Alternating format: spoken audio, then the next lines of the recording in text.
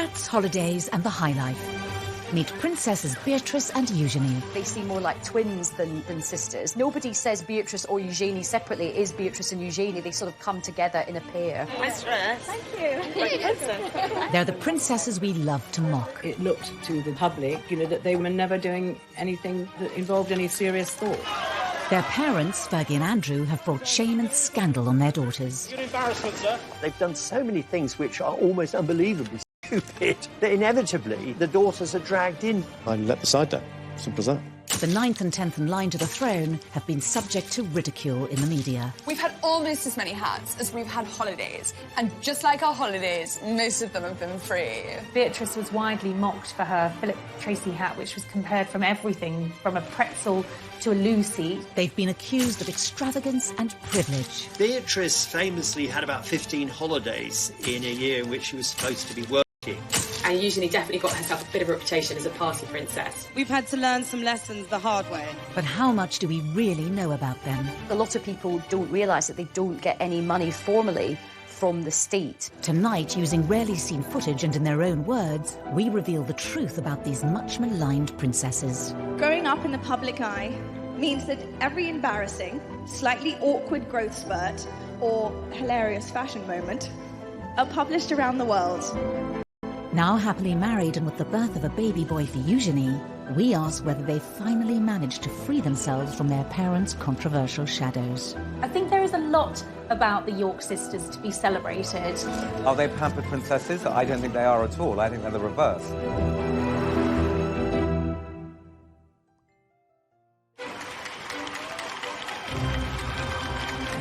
August 1988, the birth of a princess. A first child for Prince Andrew and Sarah Ferguson. There was huge euphoria. Everyone was just delighted that there was another royal baby, and they came out of the hospital and posed outside. From all the chambers of London, congratulations to Her Royal Highness on the birth of a baby girl. It was kind of national jubilation because here was the first royal princess since Princess Anne. Princess Beatrice Elizabeth Mary, blissfully unaware of tradition or ceremonial, took over the proceedings. She was startlingly well behaved, but she did seem to have a sense of occasion. The name Beatrice was really, it was Queen Victoria's daughter, Beatrice, that she was named after. She's Beatrice Elizabeth Mary. So Beatrice has the names of all English queens since 19... Within 2 years, there was a sister for the young princess. Princess Eugenie arrived 19 months after her sister Beatrice in the March of 1990. The Duchess emerged from the Portland Hospital, ready to give the world a first glimpse of a new royal baby. Princess Eugenie was fast asleep, blissfully unaware of her celebrity status. I think everyone was still wishing the Yorks well, and this was an exciting new addition for the family, even if people weren't quite sure how to pronounce Eugenie's name. Prince Andrew's children would be royal highnesses and princesses. I mean, unless he said, look, I don't want them to have titles. Princess Anne had turned down titles for her children, Peter and Zara. But the Duke and Duchess of York thought it only right that their children should have all the privileges of senior royals. They very much wanted them to be princesses and thought that maybe they would certainly end up as working royals. Prince Andrew's insistence that his daughters be treated as senior royals would lead to criticism of the princesses as they grew older.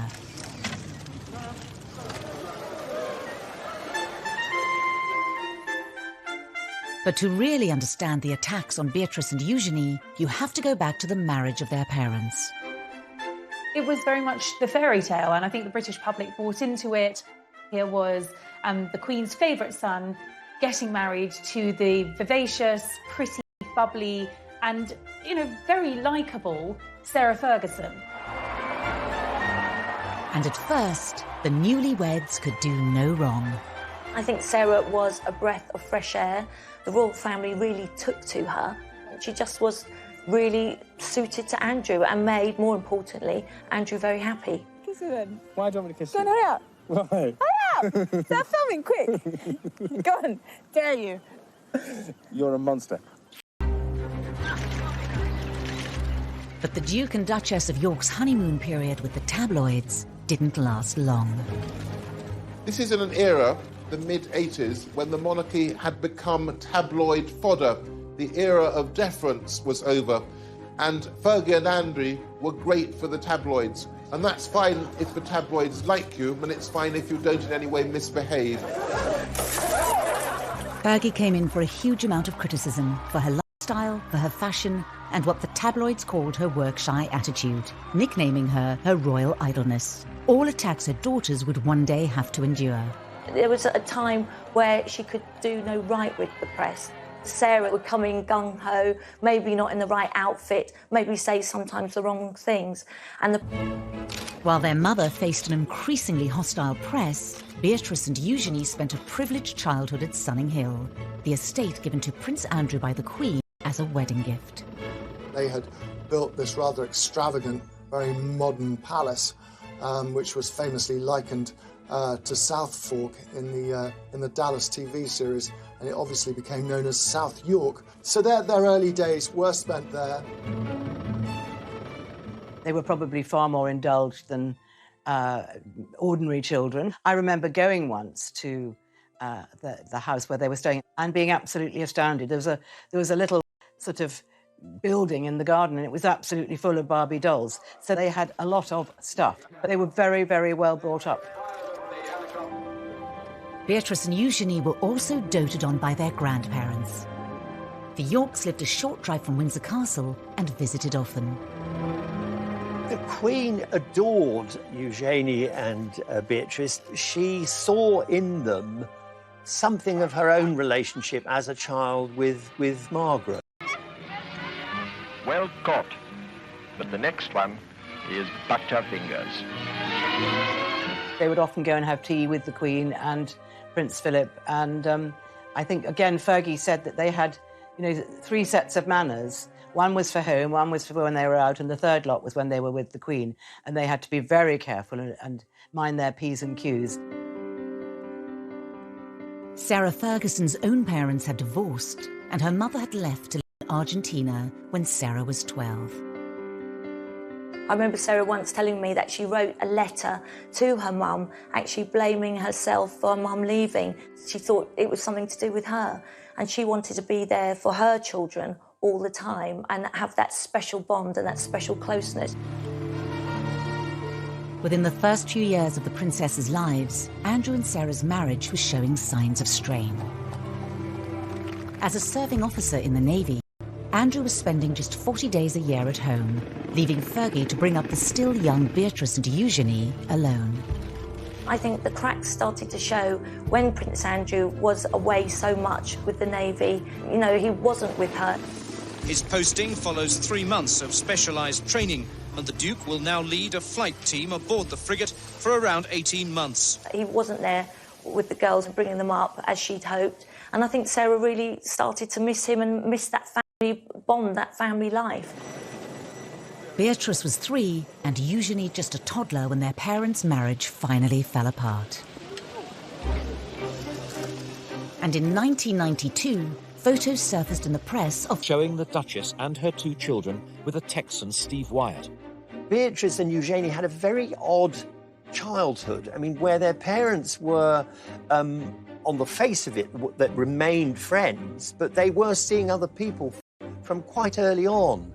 And I think that was probably damaging in a subtle kind of long-lasting way. In March 1992, the Duke and Duchess of York announced that their marriage was over. The announcement that the Duchess of York had initiated discussions about a separation from her husband came as she arrived to pick up their daughter from school.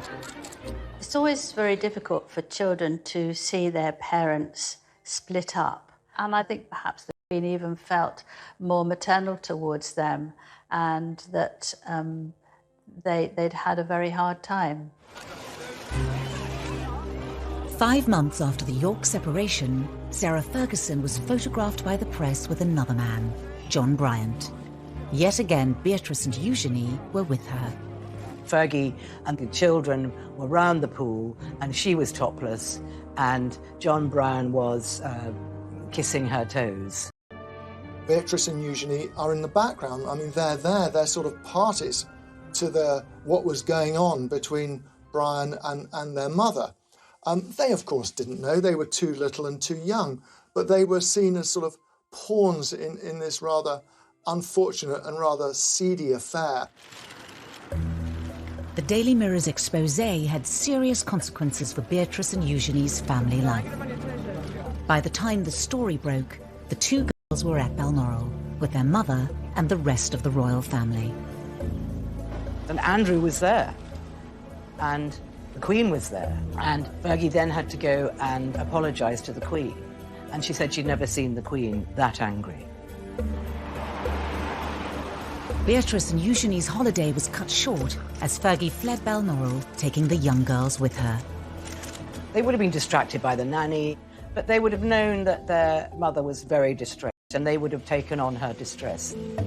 The girls went back down south. I mean, and at this stage, they were no longer living at Sunninghill. Their mother had a rented home not far away. She had a series of rented houses in Surrey and Berkshire that she sort of moved to with alarming regularity, which in itself must have been sort of destabilising for the girls. Fergie was reportedly banished by Prince Philip from family gatherings, making life difficult for the princesses. Christmas at Sandringham is a big family occasion, and suddenly Sarah Ferguson wasn't there. That must be very hard to understand when they were young girls. Why is a farmhouse on the Sandringham estate? The girls obviously spent time with her and slept there, and then on Christmas Day, Andrew would collect them and take them to church, and they'd go back up to Sandringham House for lunch with their grandparents and the rest of the royal family. Meanwhile, Fergie was having her turkey twizzler or whatever she was doing all on her own. Despite the split, Prince Andrew and Sarah Ferguson were determined to do the best they could for their children. Andrew and Sarah obviously had separated, but they were very much kind of co-parenting, very much a united family unit. It was more than just a united front for sports days. I mean, you would expect that for school events. But it went far beyond that. I mean, they were going on holiday together. It meant there was a lot of continuity and reassurance for Beatrice and Eugenie that their parents were still very much part of their lives. Despite their best efforts, Andrew and Sarah's marital problems created major upheaval for Beatrice and Eugenie. But the girls would also face their own personal issues. Beatrice, at the young age of 7, realised something wasn't right. She was finding it very difficult to learn.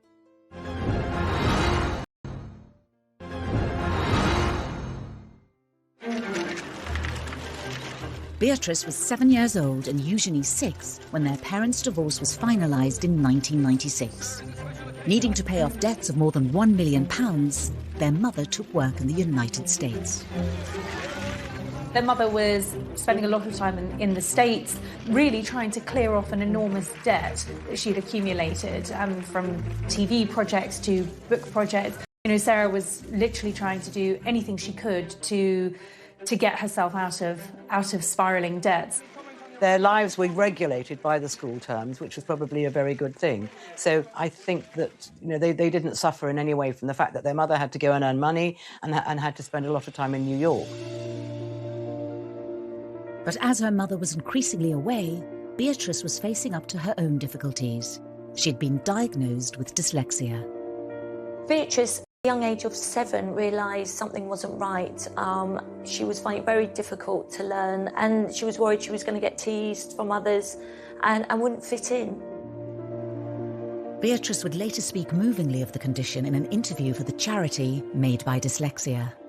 You know, I remember we had different coloured books to describe how far away your reading levels had got to. And I was always on the white books. My best friends were always on the yellow books or the green books. They were so far ahead. And I think at that stage, those moments of doubt just pop into your head. Upending royal tradition, it was decided to keep Beatrice at a local school in nearby Ascot. I think Sarah felt it very important that Beatrice was made to feel very secure and that her mum was just round the corner if needed. But there were further issues for the family to deal with. Princess Eugenie, as she started to grow and develop develop, her parents noticed that there was something slightly different, slightly wrong in the way that her spine was developing. So she started a number of tests and went through a number of specialists. It really worried her. It worried her about her growth. It worried the whole family. It was a very sort of scary time. At 12, Eugenie was diagnosed with scoliosis, curvature of the spine. She needed 8 hours of surgery, speaking out about it later to raise money for the hospital that treated her. I had scoliosis of the spine, which my mum found. They put metal rods in my neck and 8-inch screws up my back, which have now fused together and keep me straight. She makes private visits to see patients, and I understand that she writes to many child patients who have to undergo the same thing as her to say, look, I had it done, best decision in my life. Yes, it was tricky. Yes, I had to wear a back brace, but the upshot of that is that I'm able to ride, I'm able to walk, I'm able to ski, I'm able to lead a completely active life. In their young lives, the princesses had coped with the public scandals surrounding their parents and their private battles. There would be further struggles ahead as they carved out new roles for themselves. But uniquely, they always faced these challenges together. They're very close friends and very close sisters, but they're very different personalities. Beatrice is perhaps a more formal and more reserved. Eugenie is, I suppose, what might be described as bubbly and chatty. The more confident Eugenie chose to go away to Marlborough College, the co-ed public school also attended by Kate Middleton. Marlborough is quite progressive boarding school. It's very sporty. It does a lot of art, does a lot of drama. It's not just about the academic achievement of its pupils. And that really suited Eugenie, I think. And she made a core group of friends there with whom she'll be friends for life. Beatrice, who is, I think, the quieter and perhaps shyer of the two girls, went to an all-girls school in Ascot. She delayed her GCSEs for a year because of her dyslexia, and she didn't get the best grades, but she did go on to become head girl. William and Harry. There was a stage when kind of Harry was falling out of nightclubs, and it would normally be Eugenie as his right-hand wing woman. And they certainly enjoyed themselves, and Eugenie definitely got herself a bit of a reputation as a party princess. Away from the limelight, the public began to see a different side to the princesses, and one that wouldn't go down well. They were mixing with a fast crowd, and it looked to the general public, that they were always having a good time and never doing anything that involved any serious thought. The press was beginning to draw comparisons between Eugenie and Beatrice and their parents. I see myself as a mini mummy, so I kind of have this sort of image that anything you could do, I want to do better. So I want. I have to tell you, that's easy. The comparisons were not always favourable. When Eugenie went globetrotting on a gap year to mark the end of her A-levels, the tabloids weren't far behind. The suggestion really was that here was a couple who were living beyond their means, cashing in on their royal connections, and weren't Beatrice and Eugenie going to be just the same? It was almost as if they were tarred with their parents' brush from the outset. Eugenie went to South Africa and on to the Far East. She was sort of flitting from country to country, as most middle-class young people do who take gap years. But of course, she was accompanied by police bodyguards, and that meant we, the taxpayers, were paying for policemen to accompany her to the fleshpots of the world. The taxpayers' share of the bill added to the reported £500,000 already spent on the princess's protection each year. Prince Charles decided, as they would not likely to be very senior royals, that this was too much for the public to pay, so he stopped that. Prince Andrew was so angry that he wrote a note to the Queen saying that he wanted them to be considered as proper royals and he did not want the protection officers to leave them. Usually the Queen gave in to him. She had this huge soft spot for him and he could persuade her to his way. But this time she refused. Written off as pampered princesses, Eugenie and Beatrice tried to keep a low profile. And in 2010, the sisters, now just 20 and 21, found themselves embroiled in another of their mother's scandals. She was caught on camera, essentially selling access to her husband and to someone who she believed was a... And when you can, to me, open doors. New Prince Andrew? Yeah. Is that a deal? Yeah. It was a nightmare for Sarah Ferguson. It was a nightmare for her children. It was just a sort of a nightmare for everyone. Beatrice was with her mother when the phone call came, warning them that the News of the World was publishing the exposé. Beatrice, who was at a party held by Naomi Campbell, the model, just kept asking her mother, how did this happen? You know, how? And they left the party immediately, effectively went into hiding, knowing that once again, her mother's reputation was about to be completely trashed. Beatrix admitted that she spent several days crying, and one of her friends went and stayed with her overnight for 2 days because she was so traumatised and so unhappy. Her anger was directed at the press. And just as they have done throughout their lives, Beatrice and Eugenie leapt to the defence of their mother. They called themselves the tripod, and that's exactly what they were. They leaned on each other, they depended on one another, they were absolutely a unit, and nothing was going to come between them. Over the coming years, it would be the turn of Sarah Ferguson to defend her daughters against their critics. People have been so brutal to them, particularly in the press, about how they look. And Sarah spoke to the editor at the time and just said, look, you just back off. It's not fair.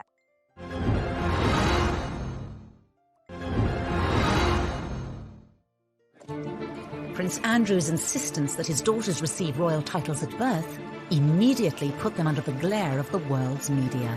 As young girls growing up, Beatrice and Eugenie had less of a place in the spotlight than William and Harry, but there was still a lot of press interest in Beatrice and Eugenie. This, along with the scandals and embarrassments that have engulfed their parents, has meant that Beatrice and Eugenie have also been in the firing line. The whole family is seen as a soft target because the parents particularly have made so many, mistakes is being generous, that inevitably the daughters are dragged in. I think there are times when it looks as though the girls are just being knocked because it's turned into something of a national sport, and particularly when it comes to their fashion sense. The two princesses have become renowned for their bold designer outfits. People have been so brutal to them, particularly in the press, about how they look, which is just so old-fashioned and sort of sexist in this day and age. The two of them are quite similar. Fergie was often criticised in the press for getting it wrong in the fashion stakes. You know, her fashion choices were bold, some might say garish, always over the top. And I suppose when we started seeing Beatrice and Eugenie taking a leaf out of Fergie's fashion book, history repeated itself. But it was when Beatrice and Eugenie were seen arriving at their cousin William's wedding in 2011 that the ridicule reached new heights. I don't think they will ever live down the outfits that they wore to the royal wedding. Sarah had paid a fortune to have them styled for the wedding day so that they looked the part. Beatrice's choice of hairwear instantly created a national debate. Beatrice was widely mocked for her Philip Tracy hat, which was compared from everything from a pretzel to a loo seat. She became a meme instantly. There were lots of jokes going around that it was like a television aerial. This hat was like another guest. It was like the most talked about guest at Kate and William's wedding. Within hours of the wedding, the silk fascinator, costing around £2,000, had earned its own Facebook page, and hundreds of photoshopped images of the headpiece were shared online.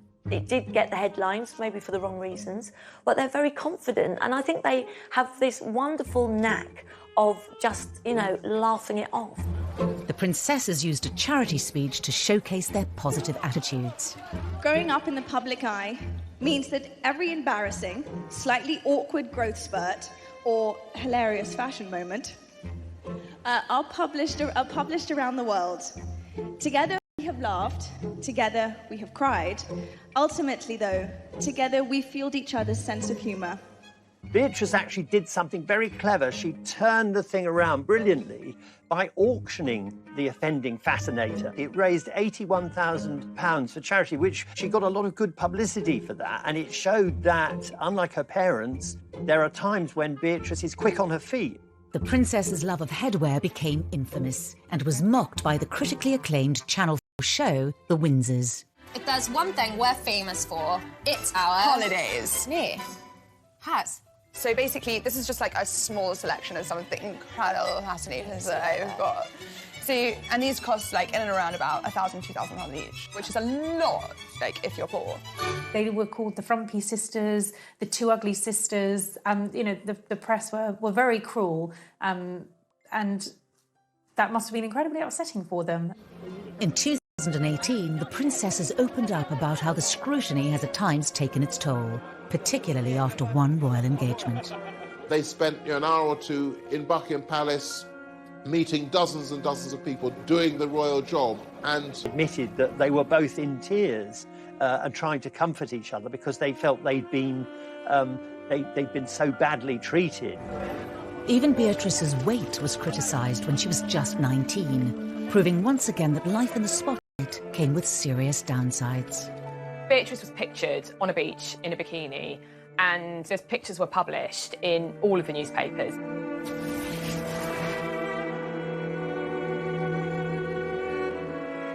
Sarah was really upset, and she is very protective of her daughters.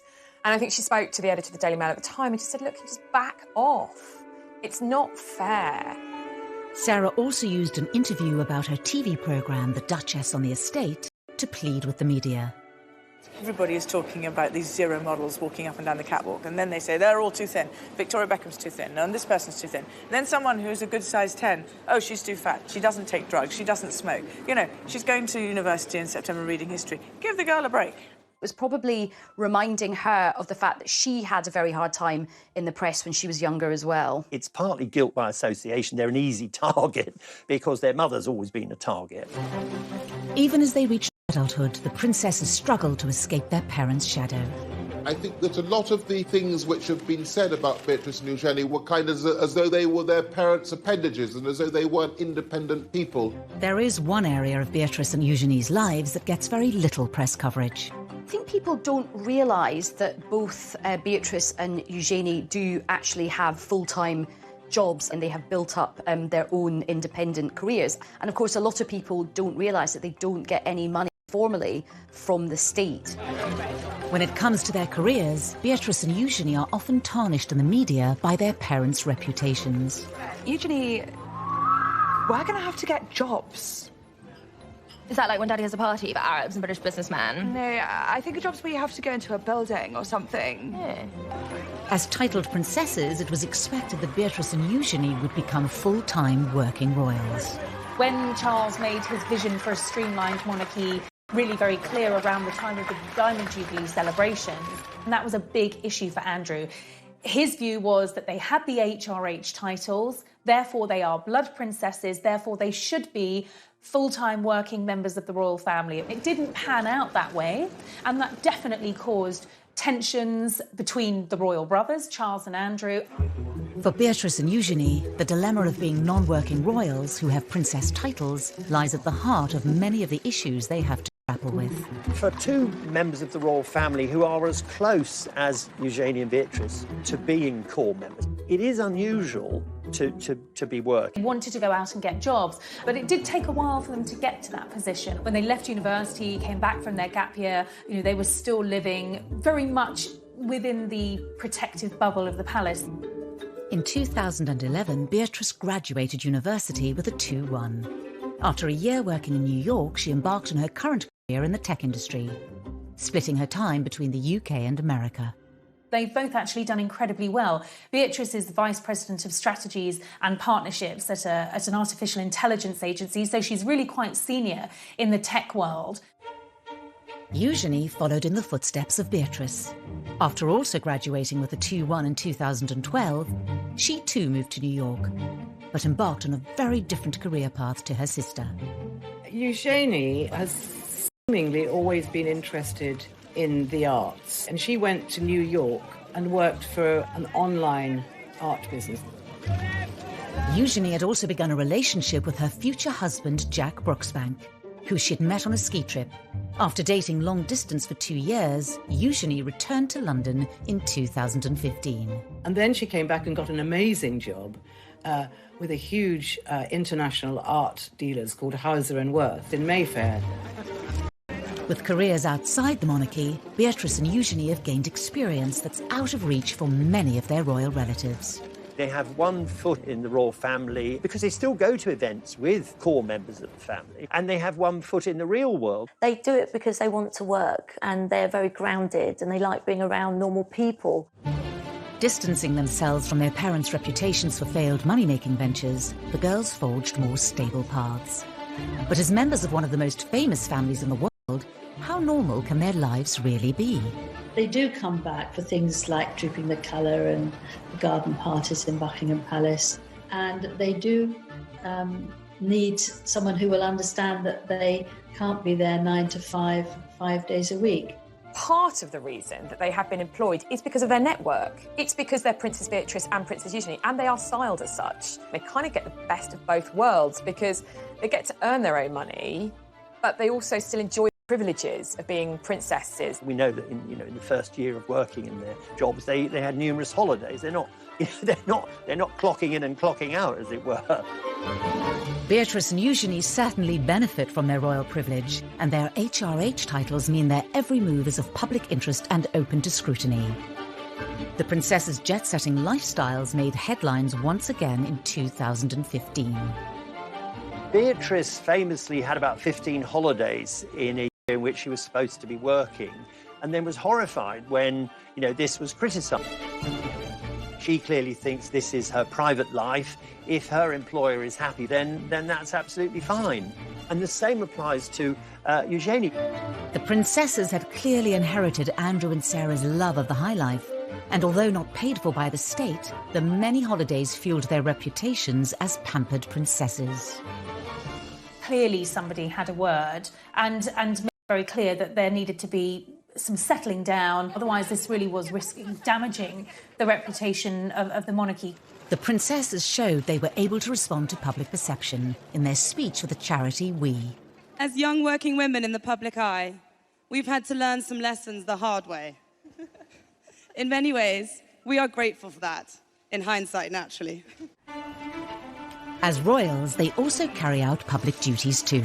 Beatrice and Eugenie are patrons of a wide range of charities. In the same way that Sarah has always used her public profile to promote charitable causes, Beatrice and Eugenie have both been very active in the charity world and have chosen charities that are meaningful and relevant to them. So Beatrice has aligned herself with children's charities with a focus on education and the dyslexia charity that she works closely with.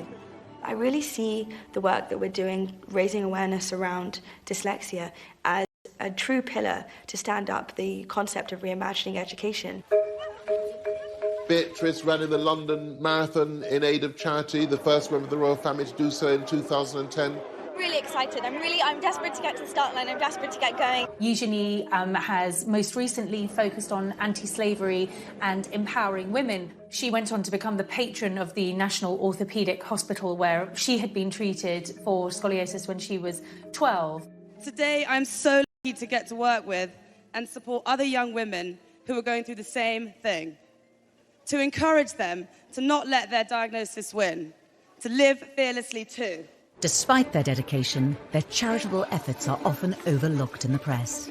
There's far too much focus on perhaps some of the outfits that they've been wearing or what they're getting up to in their private lives. And because there has been so much scandal associated with their parents, that has slightly overshadowed the good work that they have done themselves as individuals. I think in terms of their public conduct, they see the mistakes that both of their parents have made. So I think Beatrice and Eugenie have learnt from this. They've given very few rather short interviews, normally about something very specific, often a charity involvement. They want to live quiet lives below the radar, the antithesis of the lives that their parents have lived.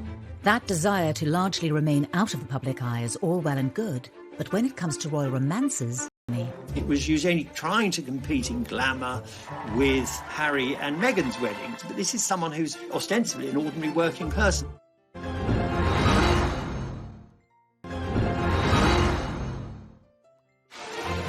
The world's media love a royal romance.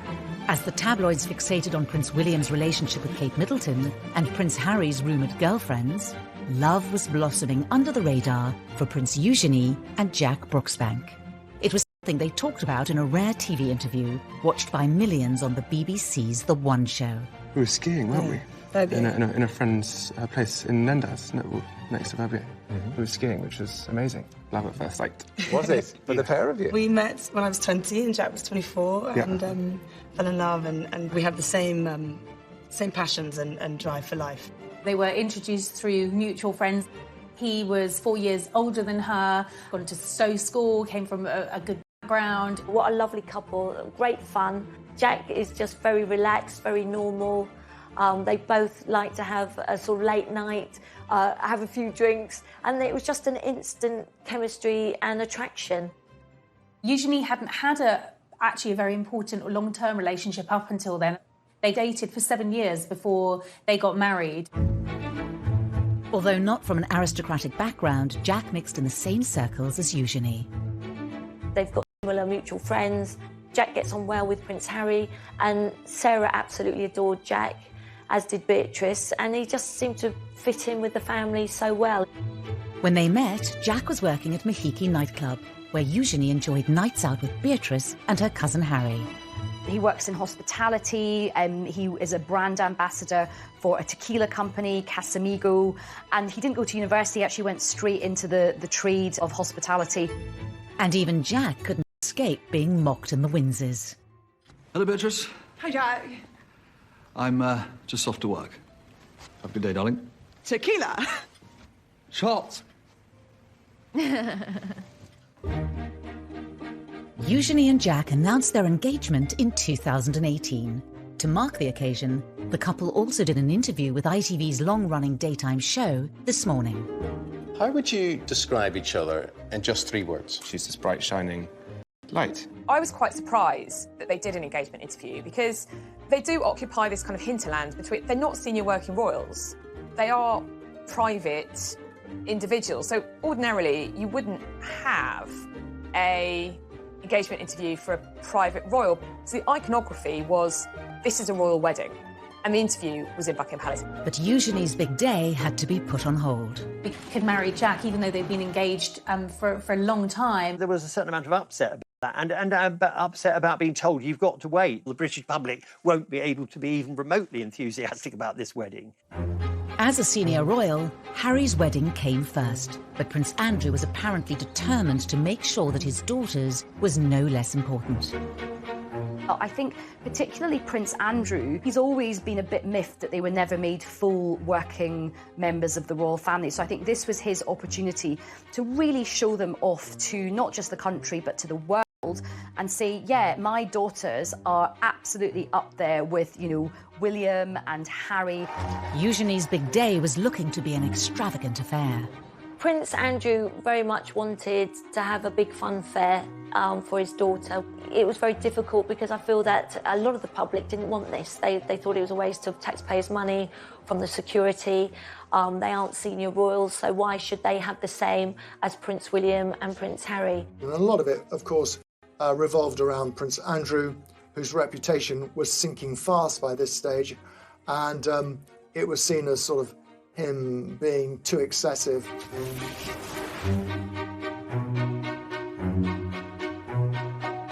The reception wasn't footed by the taxpayer, but it was thought that all in all that the whole wedding would have cost between about £2 million, £2.5 million, and it was felt that quite a big chunk of that would have been for security. Eugenie already seemed to be an easy target in the press because of her parents' reputations, but the excessive nature of the wedding opened her up to serious scrutiny. She was once again branded the Pampered Princess. It was Eugenie trying to compete in glamour with Harry and Meghan's weddings, but this is someone who's ostensibly an ordinary working person.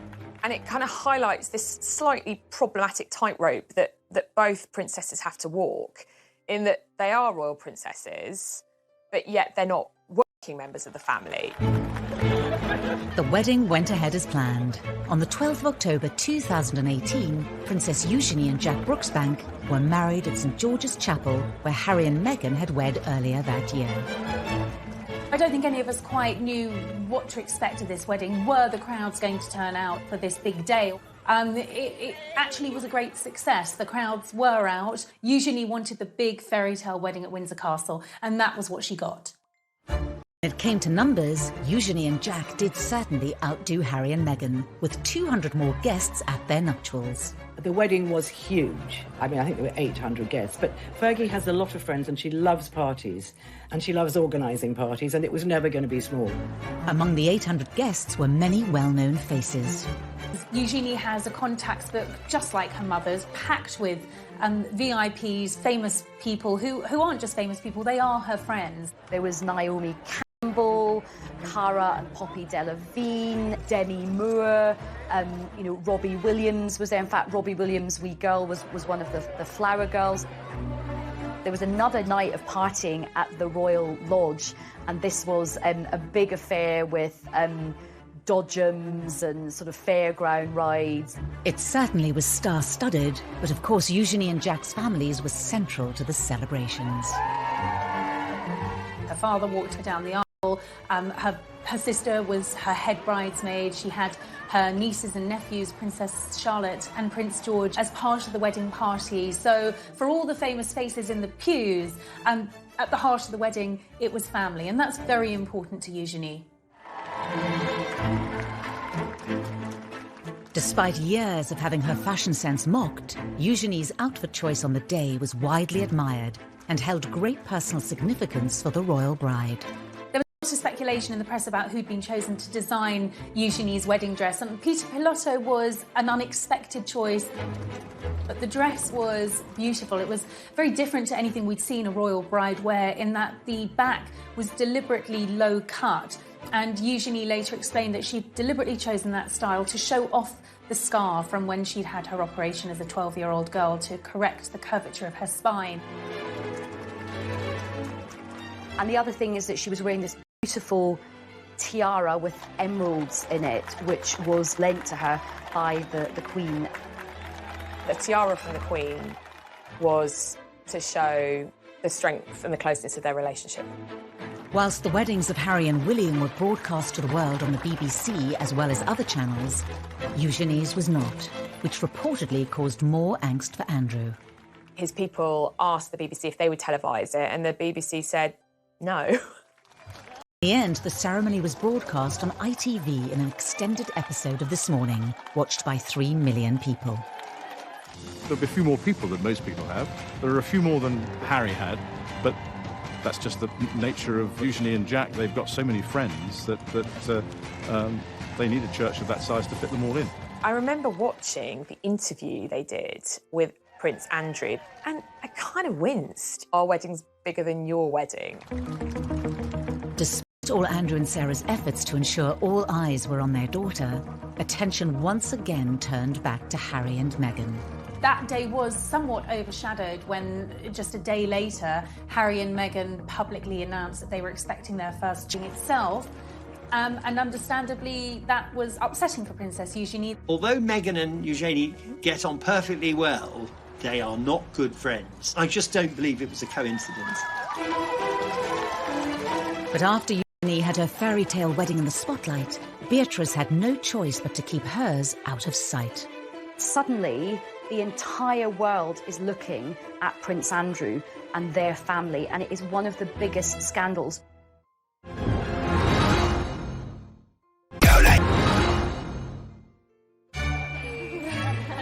Thank you. Before Eugenie's marriage in October 2018, many had expected that older sister Beatrice would have been the first to walk down the aisle with long-term boyfriend Dave Clark. They were introduced through Prince William. Dave's a very charismatic guy, very popular. Sarah and Andrew adored him from the minute Beatrice brought him home. She's a very conventional young woman, so she wanted to get married. And it became clear, despite pressure from Beatrice, that Dave Clark didn't want to marry her. With no marriage in sight, the relationship came to an end in 2016. I think that for Princess Beatrice, she'd invested 10 years of her life with a man that wasn't going to marry her, so that is a difficult situation for any young girl to be in. But a little over 2 years later, Beatrice found love again, after spending time with friend of the family, Edoardo Mozzi. They've known each other for a long, long time. However, they were reacquainted at Princess Eugenie's wedding. This was a courtship that moved very quickly compared to her previous relationship. Just a year after they started seeing each other, Edoardo proposed. Beatrice's engagement to Edoardo, he has known the family for a long time, so it couldn't have been happier for her. 36-year-old multimillionaire Mozzi made his fortune as a property developer after studying politics at Edinburgh University. He's of Italian heritage with an English mother, was brought up in England, and is a successful, talented, young professional man. After the engagement was announced, the date of the wedding was set for late May. Beatrice knew she wanted a smaller wedding. She didn't want the big wedding at St George's. You know, she'd watched Eugenie have this fabulous celebrity star-studded wedding and had loved that wedding, but it wasn't the wedding that she wanted.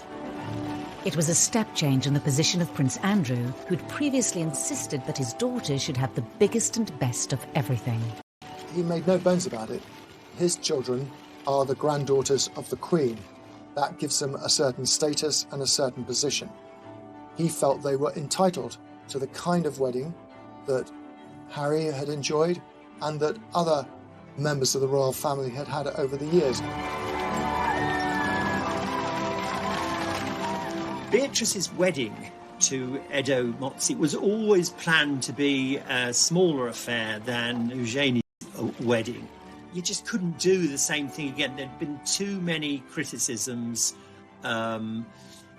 And more than that, of course, we were in a year where, well, to put it delicately, Andrew was once again in the most awful trouble. A scandal which had engulfed Prince Andrew for more than a decade hit the front pages once again and threatened to overshadow Beatrice's wedding day.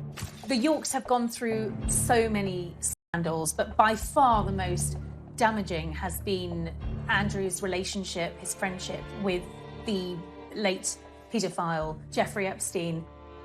It was kind of viewed that when a putative date in May was set for Beatrice's wedding, the firm, the palace machinery, were quite concerned with how it would look because they didn't want a massive kind of celebration a la Harry and Meghan or William and Kate because they thought it would be inappropriate. Prince Andrew has strongly denied the accusations made against him. In an attempt to draw a line under the affair and clear his name, he agreed to do a rare interview with the BBC inside Buckingham Palace. The Newsnight interview, which apparently Beatrice got slightly involved with because she thought they could sort it out. But of course it just got worse. Do you regret that trip? Yes. Do you regret the whole friendship with Epstein? Now, still not. The whole thing was just such a net for herself watching it. Really, really protective of her father. She probably felt angry at the BBC. It would have been heartbreaking for her, really, because her parents had relied on her advice for many other things.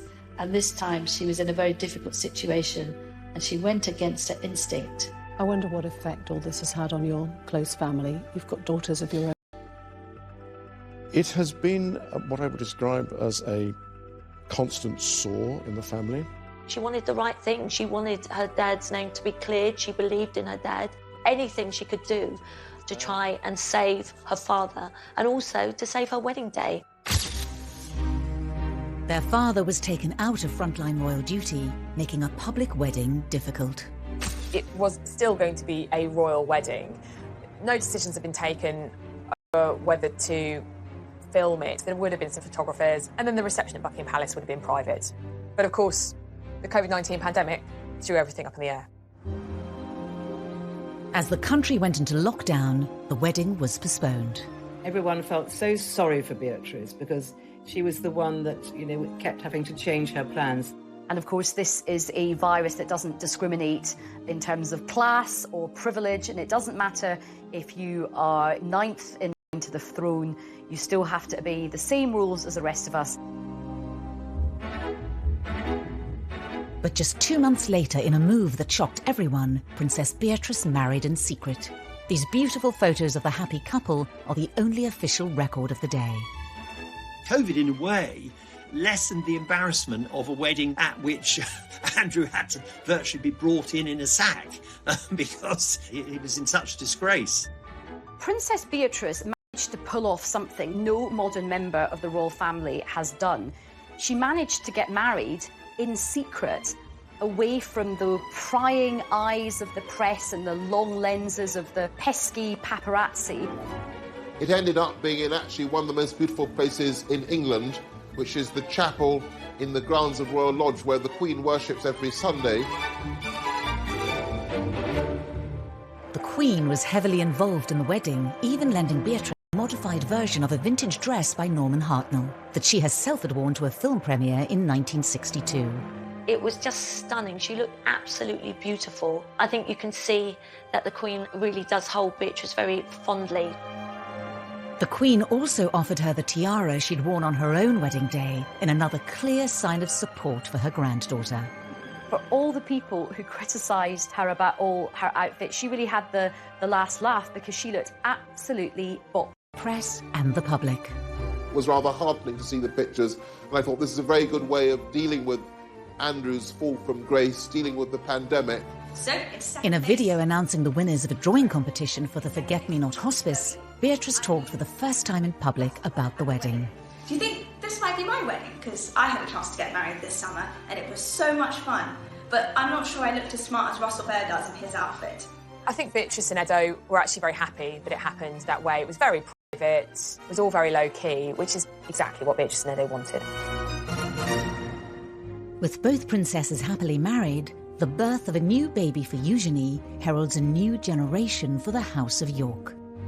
Principally, it means some good news for the House of York. Andrew becomes a grandfather for the very first time at the age of 61. I think he's thrilled, as is Fergie.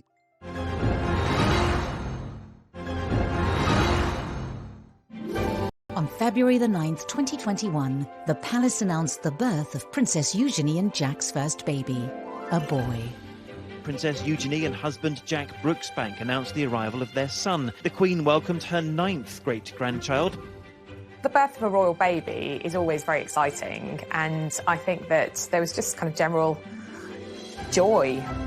I was told that Eugenie and Jack didn't know what they were having, so when little August was born, it was a surprise that he was a baby boy. In a break with tradition, Eugenie and Jack chose not to have a photo call on the hospital steps. Instead, they posted a photo of themselves on her Instagram page, holding their new baby boy.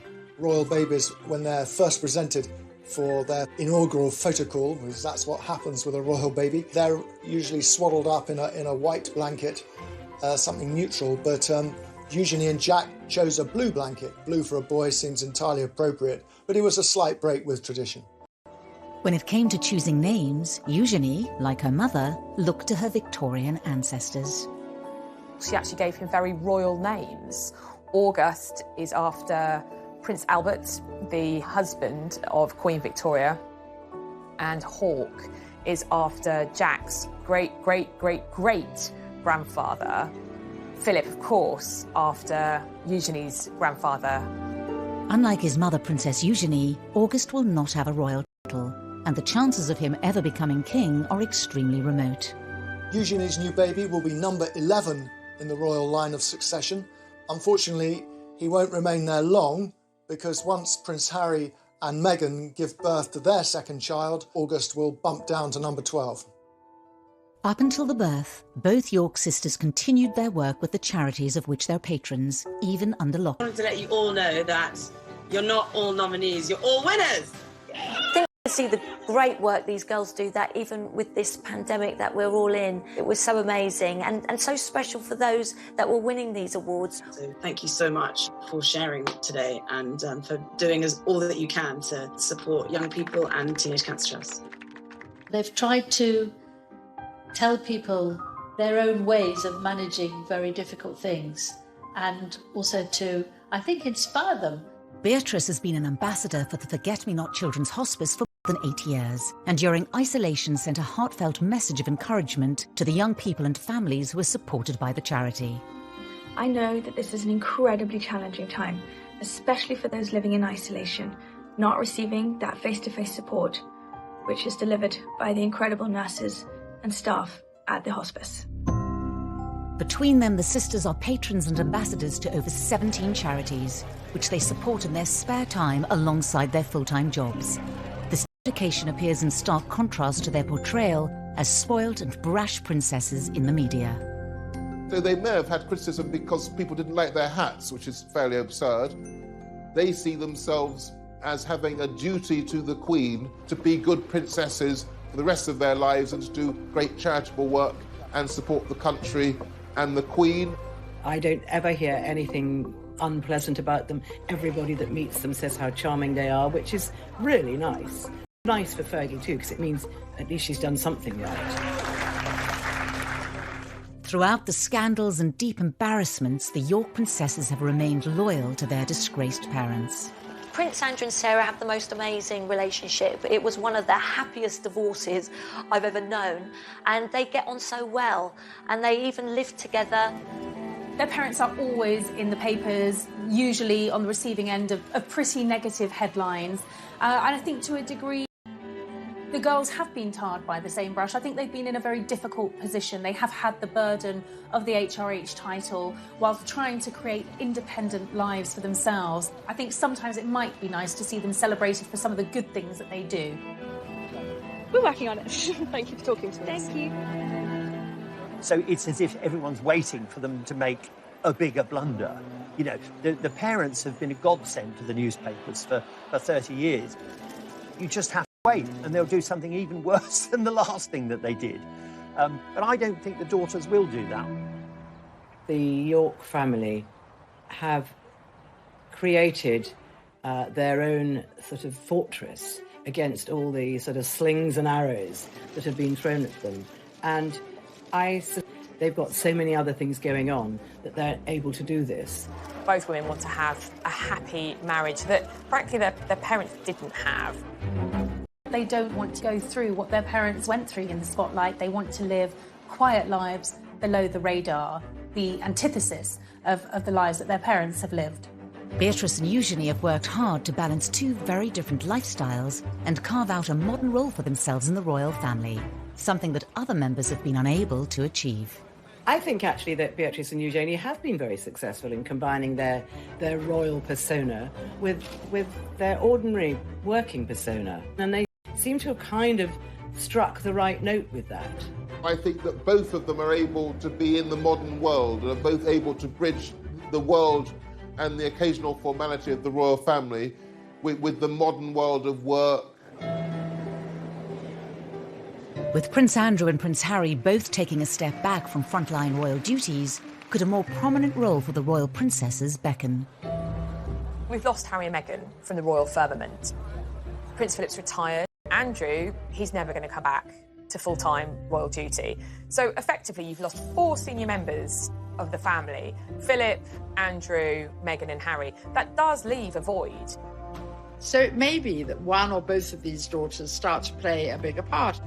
The Duke and Duchess of Cambridge have done a brilliant job, but they can't do everything. Nobody can be everywhere.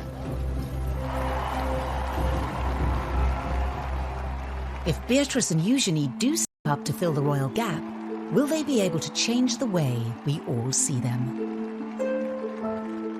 Are they pampered princesses? I don't think they are at all. I think they're the reverse. They've had to deal with a lot of criticism.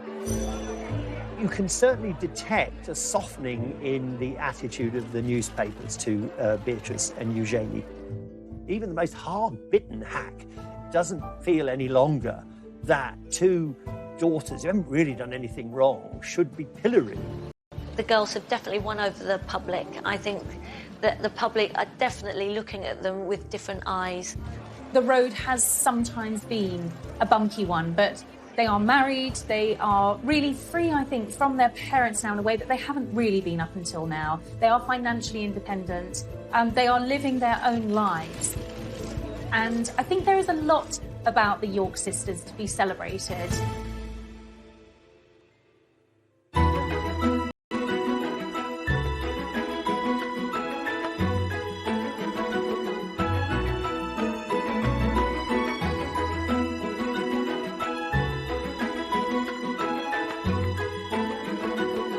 She arrived 19 months after her sister Beatrice in the March of 1990. The Duchess emerged from the Portland hospital ready to give the world a first glimpse of a new royal baby. Princess Eugenie was fast asleep, blissfully unaware of her celebrity status. I think everyone was still wishing the Yorks well, and this was an exciting new addition for the family, even if people weren't quite sure how to pronounce Eugenie's name. Prince Andrew's children would be royal highnesses and princesses. Unless he said, look, I don't want them to have titles. Princess Anne had turned down titles for her children, Peter and Zara, but the Duke and Duchess of York thought it only right that their children should have all the privileges of senior royals. They very much wanted them to be princesses and thought that maybe they would certainly end up as working royals. Prince Andrew's insistence that his daughters be treated as senior royals would lead to criticism of the princesses as they